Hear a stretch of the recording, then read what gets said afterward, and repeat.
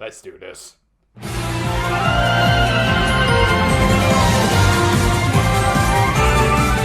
Oh, where do I even begin with this damn episode? Well, the episode itself opens with the arrival of some prince from some made-up country whose main attraction was sweets. Guess this is what happened after Charlie took over Wonka's chocolate empire. He turned it into a dictatorship.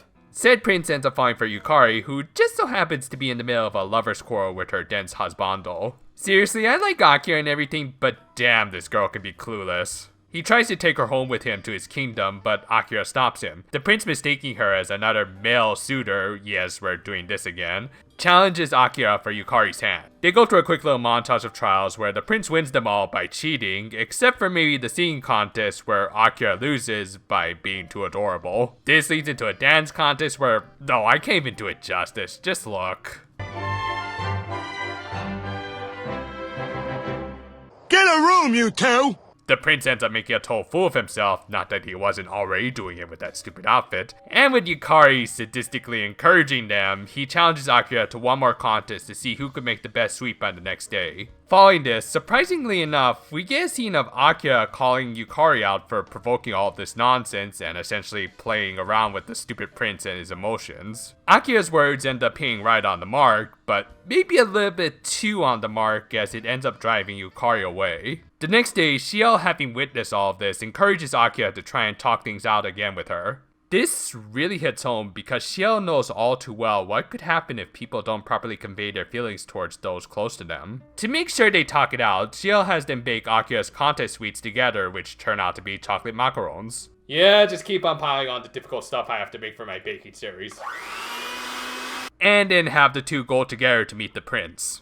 Along the way, Yukari confesses something she's been hiding for a while. As it turns out, Julio's little psychological analysis of her was a little bit more spot on than she cared to admit. She does have self-confidence issues and does act haughty most of the time to hide those flaws. And seeing how straightforward and honest her friends were made her feel as though she didn't deserve to walk alongside them. Akira denied such claims, stating simply that she would accept Yukari just as she is.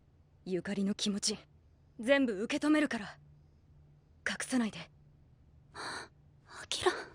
The entire middle part of this episode is powerful stuff, like probably some of the best writing we've seen all season so far. This then leads into the debut of the second new villain of this arc, Eliseo, who in my opinion makes a much better first impression than Grave. He first steals the Kirakira from the prince and his big sweet, thank god that thing was gaudy, and proceeds to toy with Akira, treating her like a literal dog. I mean, yeah, that's her motif and everything, but Jesus, this is a brutal beatdown. I don't even care that they repeat the animation, it looks painful. Moreover, it ends up leading into this. 好きだから。大好きだから。